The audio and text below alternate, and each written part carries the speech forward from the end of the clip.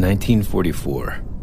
As in much of the United States, anxiety was high in the small town of Mattoon, Illinois, as World War II raged overseas. Word of a German prisoner of war who had escaped the prison camp located in Stark, New Hampshire, was sure to have put people on edge. Then, on August 31st, 1944, during the early hours of the morning, Urban Rafe suddenly woke from his slumber. There was a strange odor that permeated the bedroom he shared with his wife. Urban woke his wife, alerting her to the strange and peculiar smell. Mrs. Rafe suspected that the pilot light on their gas stove may have malfunctioned. When Mrs. Rafe attempted to leave the bed to check on the pilot light, she found that her legs would not move. By this time, Mr. Rafe was also unable to help his wife. He began to feel very weak, and a wave of nausea swept through his body.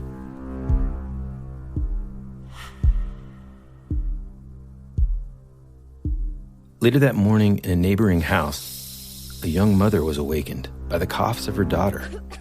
When she attempted to check on her daughter, she found that she too was paralyzed, unable to get out of her bed.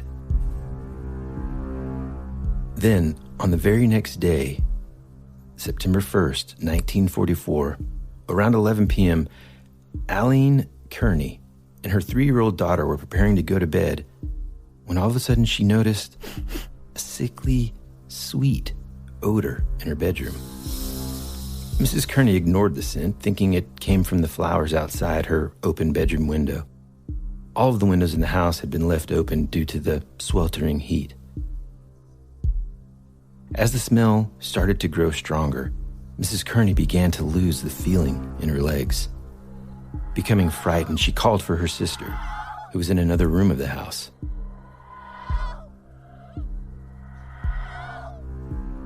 Her sister came running to help, and she too noticed this strange, sickly sweet odor permeating the room. Extremely frightened, her sister then went next door to their neighbor, Mrs. Roberts, to call the police. During that time, Mr. Kearney, a taxi cab driver, came home after his shift around 12:30 a.m. When he arrived home, he spotted a prowler just outside the window. Hey!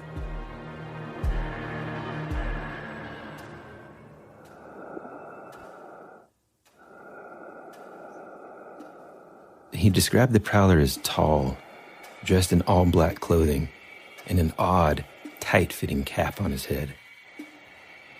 At that point, he began to chase the individual, although he wasn't able to catch him.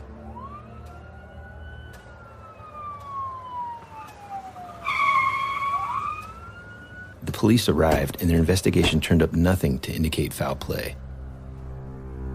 Mrs. Kearney's paralysis subsided after about 30 minutes. But her daughter, who was in the room with her, remained ill for the rest of the night. Although mostly recovered, the following day, Mrs. Kearney told the newspaper that her mouth and throat remained parched, and that her lips burned from the unknown gas used by the mysterious prowler.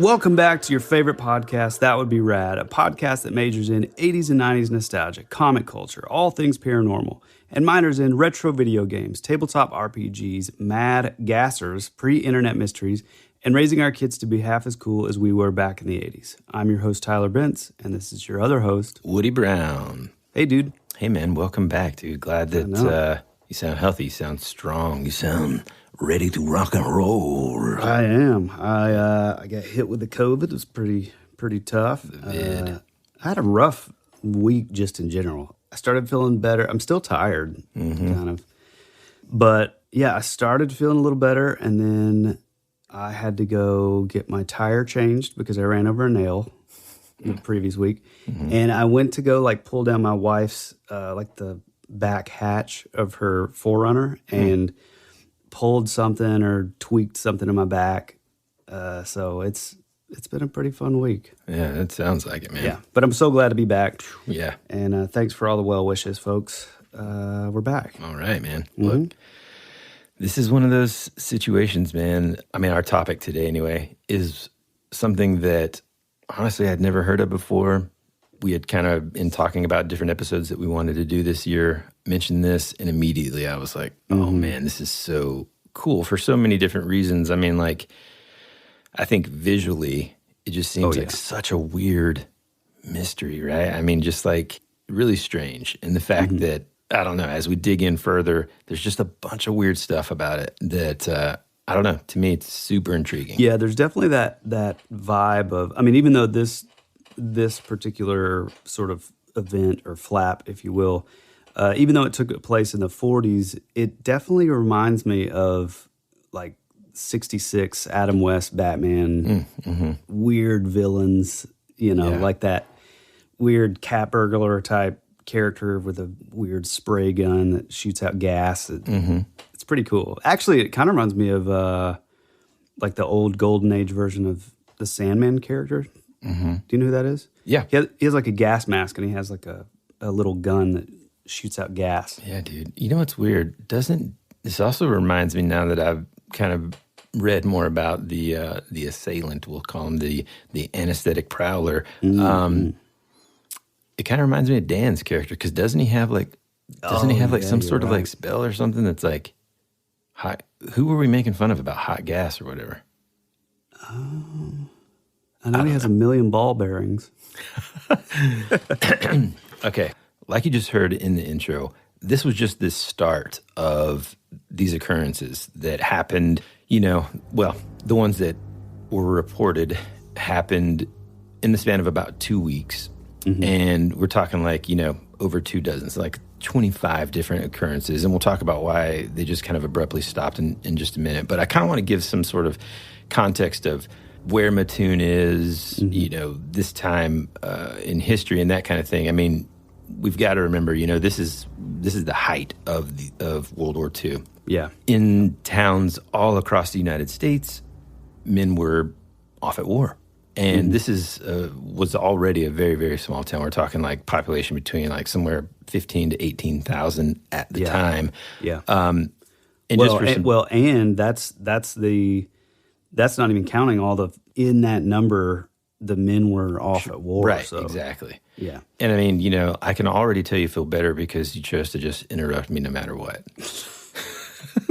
which is good news. But here's the thing about Mattoon. So just for some geographical sort of context, it is, I wrote this sentence down because I pulled it straight from Mattoon's current website, and I just thought it was hilarious. Mattoon, Illinois, famous for the Mattoon Lightworks and Bagel Fest festivals, Lake Paradise and Lake Mattoon. So I don't know what the Bagel Fest is, but it sounds awesome. I mean, they didn't want to lead off with Mad Gasser?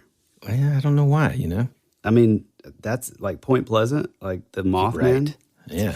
I mean, you could all kinds of kids just running around with little gas, It'd be awesome. So it's located in East Central Illinois. It's about 3 hours south of Chicago and literally almost exactly equidistant between St. Louis, Missouri and Indianapolis, Indiana.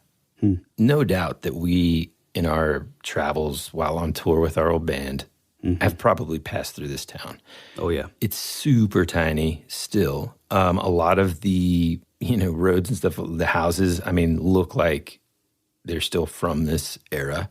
Yeah. Late 40s, little one-story houses. We even looked up, and we'll put this on our Instagram, but we looked up what the street looks like today using like Google Maps and stuff of where this first occurrence happened on, in late August of 1944. And truthfully, it doesn't look like much has changed on that road. Yeah. So, like I said, and like you said, a lot of men were gone at war. Towns and stuff were on edge a bit, as we can all imagine. I mean, we all kind of experienced just in the last, we'll say, I don't know, man, gosh, 20 plus years, just things that we've, all had to deal with as, a country, whether it's war or like terrorist attacks and all that kind of stuff. Being on edge is never a fun feeling, right? In reading some of these accounts, like with the Kearneys, she had her sister over there that night just because in some of my research I found out that she had made like a large deposit that day. They had to keep all of their windows open because it was so hot, and they didn't really have, central air. The Kearneys didn't have central air. And so she had her sister come over just for a little added, protection or sort of support, just being kind of scared to be there while her husband was being a cab driver late at night. Which, by the way, I think that's such an interesting part of the story is they're just hanging out, all the windows are up, and they're just counting money. Yeah, flink, flink, flink, flink. And they're like, okay, and that's 100. Fink, fink, fink. And also, like, could it be any more 1940s than this guy? I just imagine this guy. I had no idea what he looks like, but just kind of like a hefty dude. He's a taxi cab driver. He's a little bit older, so he didn't go to war. And he's just kind of like got a cigar in his mouth. He pulls in. He's like, what's going on over here? Who's this guy at my window? That's him. Of course, he's a Midwesterner, and he probably didn't have that accent, but it's the only one I know, folks. Okay, so give me some. It's better than Tyler's Australian accent. Anyhow. Way better. So that's a little bit of context of the area, what's going on at the time, and all of that. But I think what would be fun is for us to kind of go through some of the other occurrences that happened literally days after that. Well, let me say first also that just conceptually the idea of like chemical weapons was really sort of still pretty new and kind of on the rise. So I think it's important to kind of preface with that, saying that, this was like a real sort of legitimate fear where, we had gone beyond, just guns and soldiers and stuff. And now it's like a little more like intense and a little more calculated with like, gas bombs and like that kind of thing. So I think the, somewhat hysteria, it was warranted, I think. Yeah. And I mean, like, because of that sort of lack of knowledge. Right. And, another kind of interesting fact is Mattoon sort of is one of those towns where it was sort of a, I don't know, like an intersection of multiple railways. And so like a lot of folks at that time would use Mattoon as almost like, instead of having to live in the big city, it's, cheaper to kind of live out in the burbs. And a lot of folks that lived in Mattoon would commute up to different chemical plants and industrial plants in the area. So a lot of the folks that were still there were workers from all of these industrial plants. And like I said, even if you go back and you look at the pictures today, it really does look like that type of town, like a little town. Like if you could picture in your mind, if you were, writing a movie, if you could picture in your mind a little place that is just the perfect, like people get off the train and then they go into their little houses and it's just like 1940s America, that's this town. Yeah. There were some people in the area that were used to chemicals, and we'll talk about why that's somewhat important once we start getting into like who was this person, because I found some interesting stuff too and some cool ideas. But should we dive into some of these other ones? Let's get into it. Okay. After these messages, we'll be right back. I gotta take a break. I wanna play in the rain and take a break. 7 Up so cool and clear. Yeah, it feels as good as the rain that's out here. Gotta take a break. I wanna play in the rain and take a break. It's so good coming down. Now you could win a year's worth of free travel on United Airlines, plus $25,000. Look for the 7 Up Play All Day game. 7 Up. America's future can be determined by our dreams and our visions. It was very intense, bright light. For over 200 years, there have been reports of giant man-like creatures. From another dimension, another world, I don't know. The most intriguing mystery on the North American continent. Hey, this is Bryce Johnson from the Bigfoot Collectors Club, and you're listening to Tyler and Woody on That Would Be Rad, because that is rad. So anyway, the very next day, the local newspaper, the Mattoon Journal-Gazette, immediately ran this story. And this is amazing. This will give you just a sense of the time. So the big headline of this page says, Yanks in Germany by night. And then it just says underneath that, in quotes, anesthetic prowler on loose. And so it's just like news about the war. Also, there's an anesthetic prowler. And some of the other names that this guy or gal was known by. I love the phantom anesthetist. Yeah, exactly. That's Anesthetic so cool. prowler, the phantom anesthetist. Weird word. Yeah, it is. Were just some of the names that were used when referring to this. You know, again, there was such a lack of evidence, essentially. When the police got there, there wasn't really much, obviously they didn't find a prowler. They didn't catch anybody, even though Mr. Kearney kind of tried to chase down the guy. Again, this poor guy probably wasn't the healthiest guy. And so, it was probably pretty easy to get away from him, but there wasn't anything else, That's almost like part of the genius, if you will, of this being your sort of mode, if you're a criminal, a bad guy, whatever your motive is, to gas a house, knock these people out, like the gas is going to leave at some point. There's not going to be a whole lot of evidence, right? But this person fled, and there wasn't anything, there's no signs of attempted forced entry, nothing like that. Well, I did find which I don't know if there's any correlation between this, but I did find several. I mean, it's really sort of vague. I mean, kind of an older story back in the 40s, but there were like several of the incidents, they would find like little tears in their screens and their windows and stuff. Yeah. So, I mean, that doesn't really account as like forced entry, but No, there's some, dude, hold on. There was no real physical evidence for these first couple, but as the days progressed that week, there's some really weird ones. So like on the 5th of September in 1944, just a few days after this newspaper report, a Mr. and Mrs. Cords came back to their house around 10 p.m. and they discovered this small white cloth on their porch next to the screen door. When they picked it up and smelled it, the wife did. The wife picked it up and was like, I wonder what this is, and just like smelled it, which I gotta say, it's not really my first instinct, right? It's not like if I find something weird on the ground, I'm like, wonder what it smells like. Well, unless she kind of like faintly already smelled something, you know what I mean? Like as she was picking it up or something. I don't know. I kind of thought the same though too. Yeah. But instantly she becomes like violently ill. Her face swells up. Her husband said that like immediately he could just tell her face just was swollen. She complained of like having this like burning sensation in her mouth and throat. And again, she started to vomit. Kind of the same sort of symptoms that the other victims had, where she had weakness and paralysis in her legs after that. Authorities apparently later analyzed the cloth but didn't find any chemicals that would have caused Mrs. Cord's symptoms. Now, I'm just saying, I don't think the technology that existed at the time for like a local police department to investigate, they didn't have a chemical lab, they didn't have the SVU or whatever. Well, and also as we'll see sort of, I don't know how to nicely say this, but like, as we'll see sort of the lack of interest in like the police department, it's not too far off to see that like they're just like, we found nothing. There's some stuff missed. Yeah. There's definitely some evidence missed here. They're probably just like, oh man, these ladies just won't. I'm just trying to listen to the Dodgers or whatever.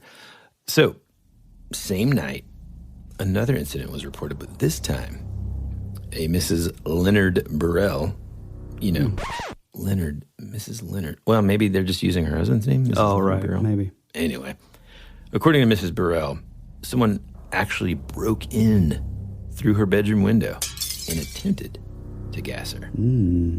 Then, On September 6th, my birthday, but far, far sooner than I was born, 7 more attacks were reported, including one sighting of this prowler. Of course, all this public concern just increased. Multiple, just so many calls into the police office. Finally, the FBI was called in to assist with the investigation. Now, if you haven't seen the show Supernatural, my wife really liked that show, and so I started watching it.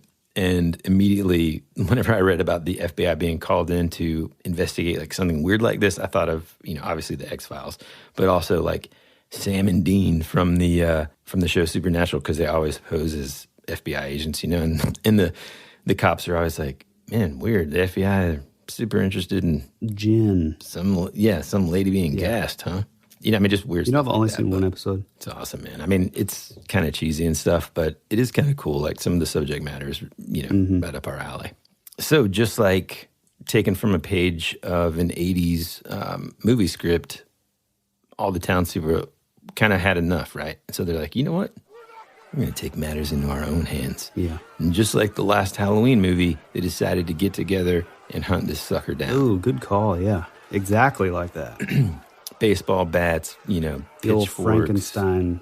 Little like 1940s pistols, Okay. And even though like more and more of these similar attacks kept on happening, none of the like purported victims were able to really provide like a super clear description. The prowler, a lot of times it was like, a shadowy figure or, somebody dressed in all black and that kind of thing. What's interesting too that I forgot to mention was the victim, the lady that, just instantly went and smelled the rag. Mm-hmm. She basically kind of in her mind sort of hypothesized that, the family dog was inside.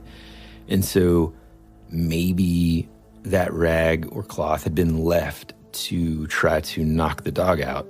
Mm-hmm. So that, because that's generally where the dog would sleep, just right outside the door, kind of like my outdoor cats. And that was just kind of like her theory is like, oh, well, maybe he or she tried to knock this dog out so that it wouldn't bark and he could kind of get into the house unnoticed. I completely forgot to mention this too, dude, and I can't believe it. Because this is so it's just so crazy. Not only did they find this cloth, but they also found this, like, what they described as, like, a, quote, well-used, I just take that to mean, like, scratched up, scuffed up, old skeleton key. Oh, that's right. Mm-hmm. Which was found, like, on the sidewalk adjacent to this porch, along with a large, almost empty, like a metal lipstick tube. Yeah, I read this stuff, too, and I don't know.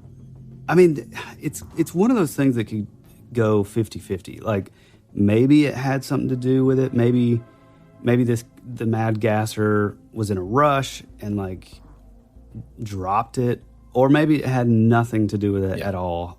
That's kind of the frustrating part about this whole deal, is it's so sort of, it's just left up in the air, Mm-hmm. For those of you that, when you think skeleton key, just immediately think of like the Goonies.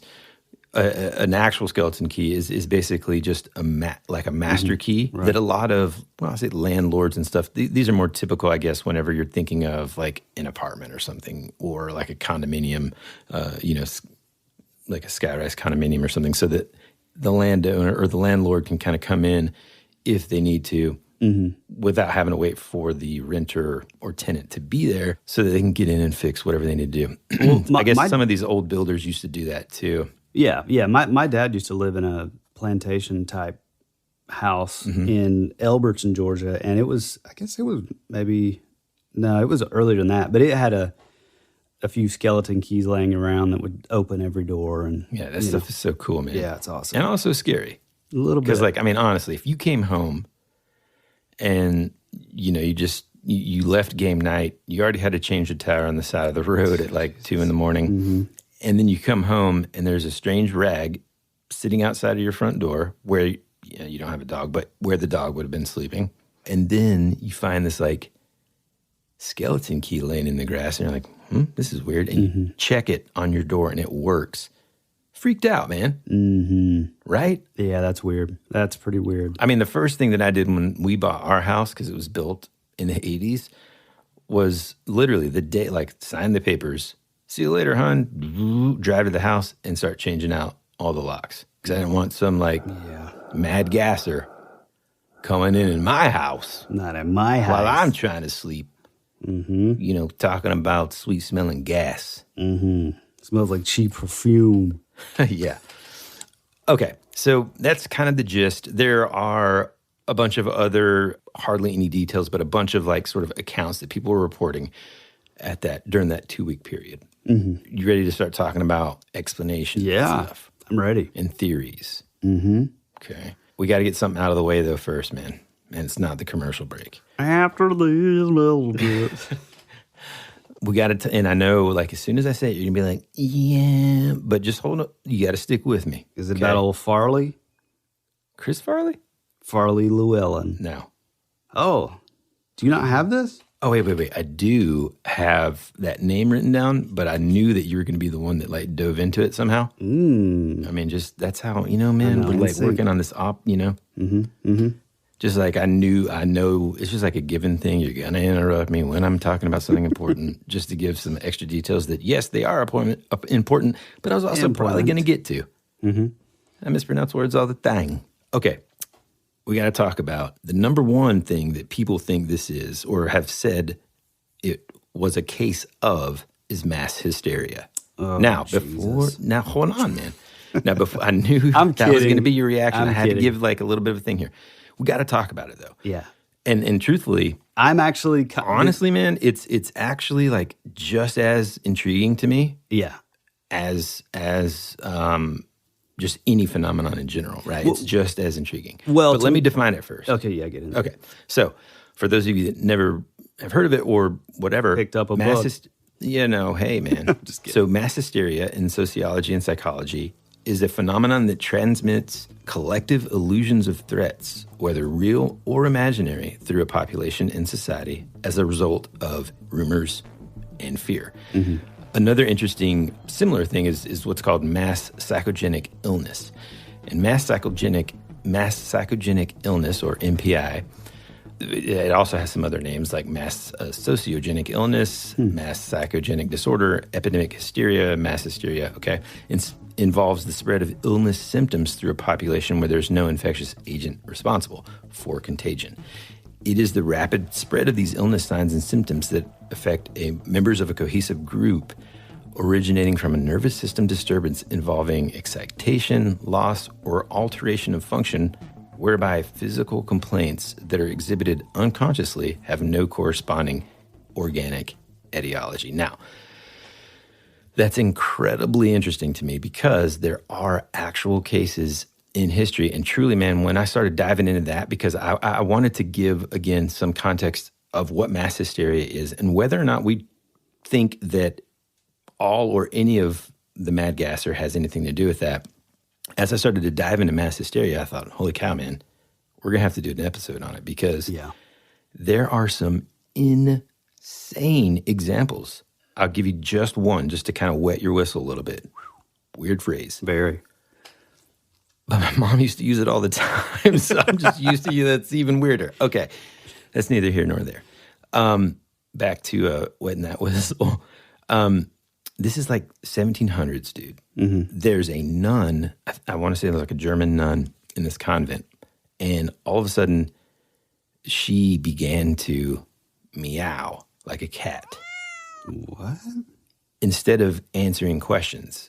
And then that spread throughout the entire convent, and then other convents began to do it. Now, there are a couple of these cases where I read it, and I'm like, those ladies were messing with you, right? Yeah, right.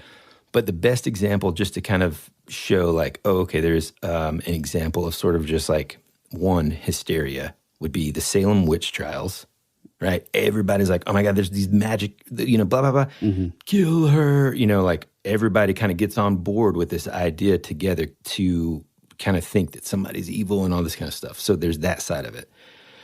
But then there's like these weird examples of this sort of illness symptoms that occur where all of a sudden people will complain about these symptoms that just disappear and have no like organic, like if there's blood tests or all these things that they do, it's just very strange, man. But anyway, that's the definition of mass hysteria. And often what is used to explain away the mad gasser of Mattoon. Mm-hmm. Right. I gotta say, you know, as the person who typically hates, you know, that explanation, I will say that with this particular case, I kind of see some merit in it because, you know, number one, all these men are off at war, a lot of ladies in the area, a lot of it's a very sort of like silent, you know, stealthy kind of thing. It's like gas.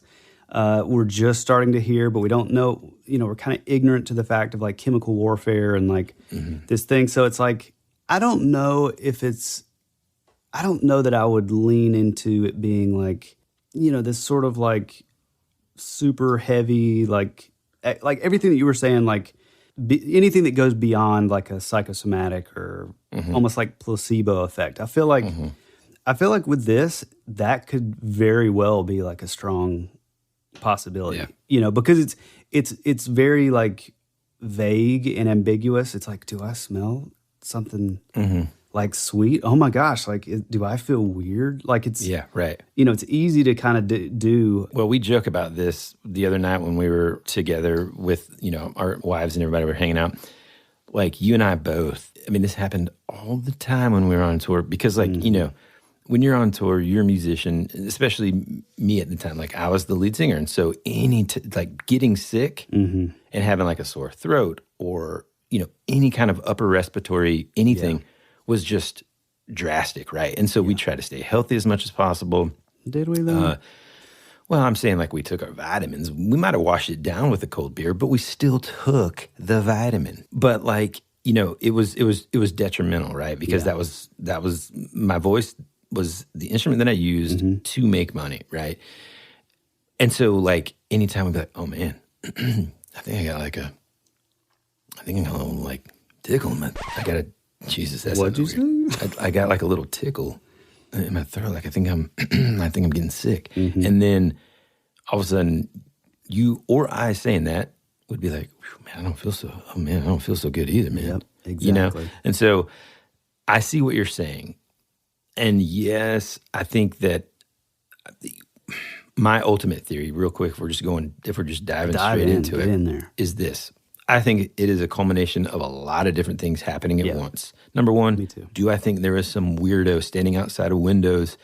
Absolutely. Yep, same.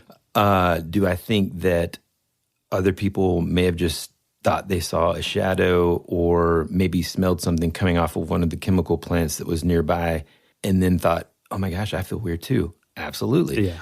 Do I think that it was all sort of amplified by the fact that so many of those ladies were home, you know, working and taking care of the kids and stuff while the soldiers were away and ultimately kind of in a scary situation, right. or just left sort of like exposed in terms of, you know, their safety and stuff, sure. And by the way, things that hold on real quick before you interrupt me. One of the things that kind of got on my nerves about mass hysteria, truly, and I mean, it's, I guess, statistics or whatever, but and this kind of made me think of when you started talking about like the local police and stuff. So mass hysteria most commonly, quote unquote, occurs in women. And so I thought like, well, see, here we go. This is the local sheriff being like, they're just emotional.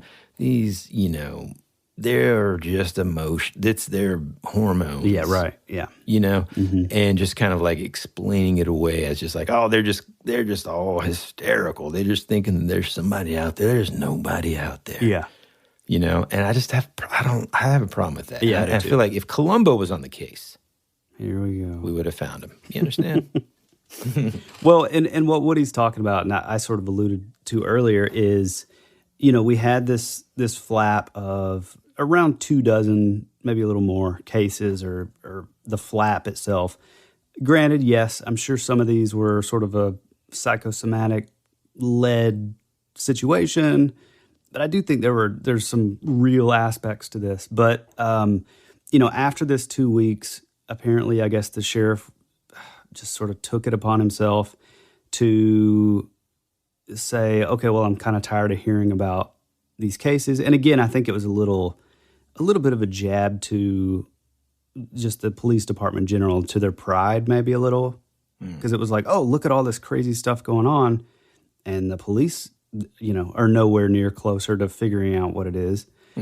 So he just puts out a public announcement that says, I'm going to arrest the next person that unless there's evidence, I'm going to arrest the next person who, makes this false claim of a mad gasser. Oh, and then also another aspect of that is just before he made that statement, there was another deal where they had come out and said, oh, well, we did all the research to this local chemical plant, and if the wind's blowing in a certain direction, which it would have been on this day, then that's the smell that everybody was smelling. Right. And then you come to find out later that when the people from the factory kind of come out and they're like, no, the police never came and did any sort of testing or asked any questions, then the sheriff was like, okay, well, just shut it down. Like, we're not talking about it anymore. Kind of shady, really. Yeah, man. I was going to say, like, maybe it's because I watched too many, like, scary, like, was it a copper? Yeah, you never know. Was the mad gasser in the police force? Well, to me, it's so difficult not to bring up another sort of case that's very close in the similarities, but I think we're going to do it next week. So yeah, don't do it. Got to hold back. Yeah. But I do. There are like a lot of different. I don't know. There's just that element of like a little bit of like steampunk, a little bit of the maybe like Sonora Aero Club, or like some of the airship guys that would come out and they'd have like these black like wetsuits on almost. And you and I talked about it. It's almost like this is like if you can imagine a group of dudes in the in the Aero Club or like that steampunk sort of era that are just like super interested in science and technology and just like inventions. And then there's the one guy that's a little bit evil, you know? I mean, perfect sort of reference material for, like you said, man, for like a bad guy in that early DC Comics era, man. I mean, it's just like, it's perfect. Yeah, I mean, I wonder if, I would be curious to know if, which we'll do some cursory research to see if like the Golden Age Sandman character came out before or after this case. Well, and another thing that's interesting about this flap is that, nothing was ever stolen. Nobody was ever physically harmed other than the symptoms that they had from the gas, right? And so it's like a weird, like, what's going on here? Is this someone just experimenting on these people, Or even like and I don't mean to cut you off there, but like even if it's like a sort of a social experiment, even, and say you have a guy who is an asshole, who is like a, sort of a more villainous type character, what better way to do a social experiment than on the majority of people in the town are just women and their husbands are gone. So you wouldn't face the consequences like you typically would. Yeah. If, the man of the house was at home or whatever. Right. Yep. Absolutely. And I mean, that's what I mean by like, it's just a combination of a lot of things. I mean, I would wager to say like, even the police force is probably understaffed, all you've got left are like, older, kind of like the older guys, man, that, they're just like, my goodness, these ladies just won't hush up. Yeah. And I don't know, man, it had to be scary for these people for sure. Oh yeah. I have let's kind of lay it out there before I toss this into the gumbo. But what do you think? What do you think it is? Yeah, man. I mean, I think it's like a combo. I think there was definitely somebody there. That sort of story doesn't exactly like line up. It's just like, well, one lady imagined there being a prowler, and then her husband imagined there being a prowler, and then the whole town imagined there being a prowler. Right. There's something going on. There's somebody there. Well, and the husband would like chase the guy. Chase him, man. Yeah. Like, old guy just got off his shift at the cab company. He's not jumping out of his car chasing somebody, And I did find I think this is a picture of him, and he definitely doesn't want to chase anybody. This poor guy. I haven't seen him, so. He wants like a hot bowl of cream of wheat and just like kick his feet up or whatever. Yeah. Yeah, man. I don't know. I think there's probably some industrial pollution that contributed to some of this. I think that. There was like a factory that was nearby. Yeah. So Yeah, a bunch of those factories and stuff that were nearby that these folks worked at even that I think could have contributed to, some of the physical symptoms maybe in mass. But I think people seeing some dude running around, I mean, one even reported it sort of looking like a tall, thin woman that was dressed like a man. Which is super interesting. That was really, I'm glad you brought that up because I totally forgot about that. But there's something about that. And again, it goes back to our love and terror of like the Harlequin and it's that like androgynous thing. And it was such a weird sort of like. Sheesh, man, I didn't even think about the Harlequin, dude. Yeah. Is this the Harlequin? The Harlequin's like one of its appearances? I mean, maybe. Well, I mean, what's again the case that we'll probably talk about next week leans even harder into that. But yeah, it's like that androgynous, like, oh, and then they found like a tube of lipstick, right? There was the handkerchief that was left, the skeleton key. There's a lot of other stuff too, like small little holes cut into the screens of the windows, which to me, it's like, that's kind of even scarier. Is it like less of like some kind of gun that does it? Right. Which I don't know why that's like in my head. That's what I've thought. Well, I mean, like, think about it, dude. What are they just all imagining those screen holes? Yeah, exactly. Yeah. Well, the funny thing is too, and I forgot to bring this up when we were basically trashing the police department, but they also said, oh, well, more than likely the women are just smelling fingernail polish that's they left the lid off. Oh man, just awesome detective work, man. Yeah, it's pretty awesome. I will say, from like the factories and stuff, I mean, it's kind of like what Woody was saying in the very beginning of the episode is, these are, factories, plants that kind of keep these towns afloat, So, right. I mean, and I'm sure all of us know of towns like in our area that, have a certain smell. Well, they have a smell, but it's like, 80% of the population of the town works at this mill. So it's like, I mean, some of the symptoms, literally paralysis, spitting up blood, vomiting, lightheadedness, nausea. I mean, these are all things that like had never, ever been reported by any of the employees at these plants and stuff. So it's sort of like, I don't know, I kind of feel like that's even an easy thing to sort of write off too. That doesn't quite add up. The more I think about it, kind of the more angry I get, man. It's like these ladies weren't doing, like, okay, if this happened nowadays and it was just like a bunch of Instagram posts or something, okay, people want attention. Right. This is like the 1940s, man. Like, they weren't doing it for fame. Yeah. Right? Yeah. It's just, I don't know, man. Well, it just kind of makes me mad that it was just like, it must be mass hysteria. Yeah. Well, but I will say that, like, to me, the mass hysteria aspect, like, could have more merit than any of these other silly sort of, explanations. I mean, I feel like I can buy into it causing heightened anxiety, like fear, and fear in the community, and sort of like anything and everything sort of being like, huh, I think I saw something. Right. Exactly. I get that. So, yeah, I mean, but no matter what, I think it always comes down to like the very first few cases, at least, somebody was there, they were doing something. Right, yeah. And that's just weird. Yeah. So I am going to throw something in the pot. Let's hear it. That was pretty cool. So this was in a book called The Mad Gaster of Mattoon, Dispelling the Hysteria, that came out in 2003 by a high school chemistry and physics teacher from Jacksonville named Scott Maruna. Did you look up any of this stuff? Yeah. I saw this guy, but like I said, I felt like, I bet Tyler's going to go into this. So kind of cool. And I mean, there is a part of me that I don't know. I'm sort of indifferent on this because I think that I don't necessarily think that it takes away from like the sort of the spooky kind of mysterious, character of the Mad Gasser. I think it kind of may play even more into his sort of origins, maybe.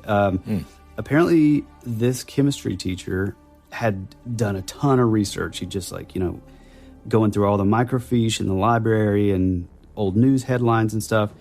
And I guess he had found there was a character in the town who was kind of known as a town genius. And they said he could be found with his nose buried in books. This guy's name was Farley Llewellyn. Farley kept a secret lab in the town. He drank way too much. He was pretty much kind of a shut-in. He was known for experimenting with various chemicals. Apparently, there was even it was like even in the papers where once there was an explosion in his lab that quote unquote had rocked the neighborhood. Jeez. And I guess this was years later where they found that a lot of the stuff that he was messing with, more importantly, a chemical called carbon tetrachloride or trichloroethylene, both are kind of known to have sort of sweet kind of smells. They both are known for nausea and, not necessarily spitting up blood or any of that, but sort of the lightheadedness and, that kind of thing. But I just thought it was really interesting. Yeah, man. To me, that's it's kind of right solved. on. Yeah, not only does that, just listening to that sound exactly like the ultimate origin story for a villain in a comic book, exactly, but this tinkering sort of kind of outcast, but it's like Lex Luthor in a way, right? Yeah. But I imagine more just kind of squirrely looking dude who, at the end of the day, maybe he just wanted to watch the world burn.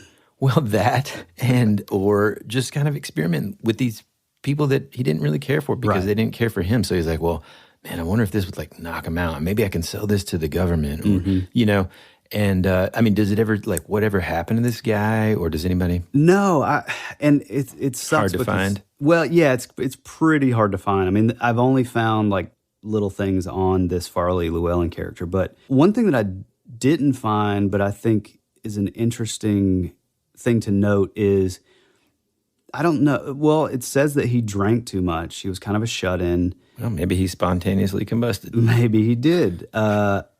No, but I think it's important to note that he wasn't off at war. So he drank too much, which means I guess he would have been of legal age, so he wasn't too young. Yeah. I don't know. What you know what I mean? It's what does that mean? Why didn't he go? Yeah. Maybe I don't know, maybe he had some sort of injury or something. Yeah. Weird, man. Yeah. He was kind of an outcast. You're right about that. Yeah. And that to me kind of gives motive, and it almost really makes the most sense, because if he's truly just sort of a quote unquote mad scientist, he doesn't really have the motive to rob or hurt these people. Right. Right. And that's why none of the victims were really like I said, other than the symptoms that they had from the gas, hurt in any way, or nothing was taken from them. Right. Well, and too, I think, what we were talking about earlier with maybe this was almost like a social experiment. All the men are away at war, so let's do it on the women. You have a guy who's kind of looked down on in the neighborhood. He's thought of as a weirdo. You can, find his nose buried in books. So he's apparently, I would imagine, pretty intelligent, pretty studied, if you will. So yeah.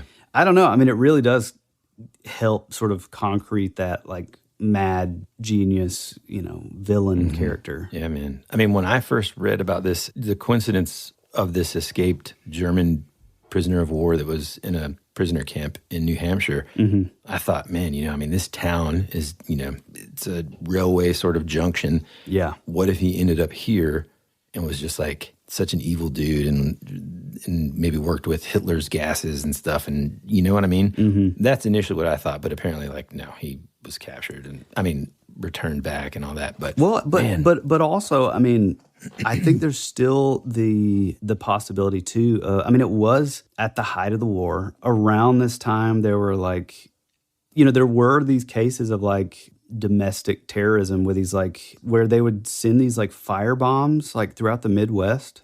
Whoa. Where they're these balloons that would basically land and explode, and then they would set large swaths of land on fire.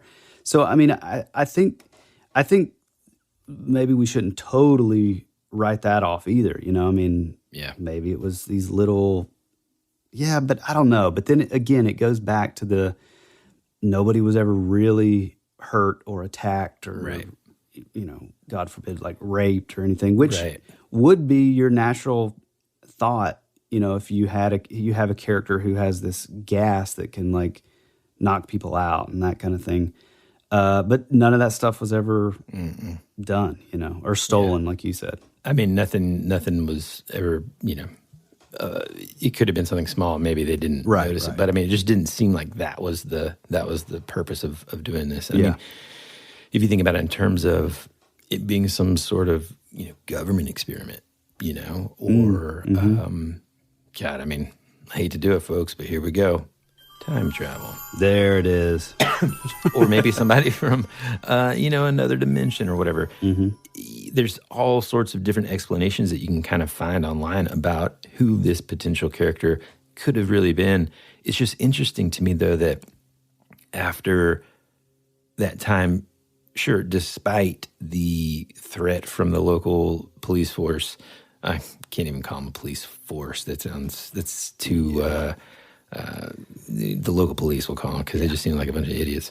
That it just didn't happen at all anymore. You know, I heard about and I found some different cases. Like there are some robberies or something in Florida, I think, where gas was used to knock out the victims. I don't remember if they were killed or not, but it's just interesting that it just kind of disappeared. And so when something just kind of disappears like that, well, I kind of think, oh man, maybe they're not from here. By that I mean time, space, or dimension. Yeah, I love it. Did you ever think you would ever hear that coming out of my mouth? Well, you have hoped for. You have always loved like the time travel. That's my favorite thing ever. Everybody knows that now, though. I mean, I love it too. To me, it's like I'm probably equally interested, but like turn it a little to like dimension, like dimensional travel. Which is I like that just as much now. Kind of the same, yeah. Well, I think that about does it. I mean, again, there's a lot of meat on the bone while also not having a ton. So, you know, we urge you guys to go get out there and do some more research, look it up. Yeah, and if you do find your theories, man. Yeah, if you find anything new that we didn't talk about or we didn't, you know, we weren't able to kind of run across, like, hey, the more the merrier. We'd love to hear it. And this week, there's a lot of like cool sort of quote unquote visual aids that kind of coincide with this. I found this awesome resource using the Wayback Machine that has copies of the newspaper headlines, lists of like the locations of the attacks and the victims and stuff and their symptoms, and just like a map of Mattoon from 1940. So a lot of cool stuff to kind of like look at as you are kind of coming up with your own theories about who this mad gasser was. You know, was it just some mad scientist who was kind of ostracized from the town and in his drunken stupor decided why not just like knock some of these people out for fun? Well, and one thing that I just thought about is, you know, just sort of natural progression of thought here is like, I wonder if this character, this Farley Llewellyn character was like, I wonder what happened with him when you had these mobs of angry townsfolk sort of being vigilantes. I wonder if, I mean, heck, maybe this dude was taken out, and that's why you never heard anything else about it. Man, no kidding. I mean, you know, it's like maybe the citizens took law into their own hands. Yeah, took this dude out. The police damn sure would never figure that out. But also, but if the police chief is the one who comes out and says, hey, I'm going to arrest anybody who brings this up, that basically shuts it down. So if something did happen and that maybe they allowed it, just so they never had to hear anything about it, hey, if you talk about it again, we're going to arrest you, then that just shuts it down completely. Man, that's a good theory. I like that. That makes sense. Yeah. Now we have a motive, Columbo. Ma'am, just one more thing. I'm going to get in here today. I'm going to watch an episode today because I've never seen a full episode. Well, I mean, Well, now you're backtracking. Well, no. I'm not backtracking, dude. I have no joke. If I'm like, man, I don't really have anything, no problem. Columbo. Then there's a couple movies that I act like, that I treat the same kind of way, and that is Roadhouse. Good one. God, what is the other one me and Ann came up with the other day? I was like, oh, man, I watched that. Oh, Romancing the Stone. No, Bloodsport, Young Guns. I mean, oh, by the Young way, Guns, that movie, that Nobody movie, which I'm obsessed with. it's on HBO. It's on HBO. I know, man. You gotta watch it. We're gonna watch it. Yeah, Oh, it's we're so gonna good. watch it. Oh, also, I do want to give a shout out. Real quick, excited to be here, folks. If you can't tell, I got fun. yeah, I really am. I got to give a shout out to my buddy Isaac for sending me some. Good God. If you say watermelon Red Bull, No. These like electrolyte vitamins from when I was like really sick. They actually really help. So I got to give a shout out to my buddy Isaac for that. Anything else? You got anything else you can think of that we haven't talked about in 2 weeks? Well, I mean, yeah, kind of. I know that I think I complained about this on one of the episodes where I was kind of complaining about the Book of Boba Fett. I still haven't seen it, so let's hold on. Okay, I'm not going to give any spoilers, but I've heard this but exact. There are some things in the series so far that are just like, ugh, what are they thinking? But I will tell you. So Clay sent me 2 out of the 3 of the Bounty Hunter Wars books written in the 90s about Boba Fett. So the ones that he sent me were book 2 and book 3. So I was like, man, I got to get book 1. I don't want to just start in book 2. Yeah. So I got book 1, completely devoured it in a couple days. And it has made me want to watch the Book of Boba Fett more. Like, I feel like having this extra information, I can kind of relate to like an older Boba Fett more than I was previously. So anyway, yeah, just interesting. Well, I kind of think, and I haven't seen it, so I could be way off, but I do feel like it's a little unfair because we started out with the Mandalorian, Baby Yoda. I refuse to say his real name because it's the stupidest name ever. But it kind of sucks because it was so good and so great, and then the follow up is about Boba Fett, which, I mean, we all love Boba Fett, but I think there's probably just like a subconscious level of like, oh, well, it's going to be kind of like The Mandalorian. And I've heard that it's not. So no, and like the problem I have with it, truthfully, man, is when I was reading this book, I was like thinking to myself, they already have the source material, man. Right.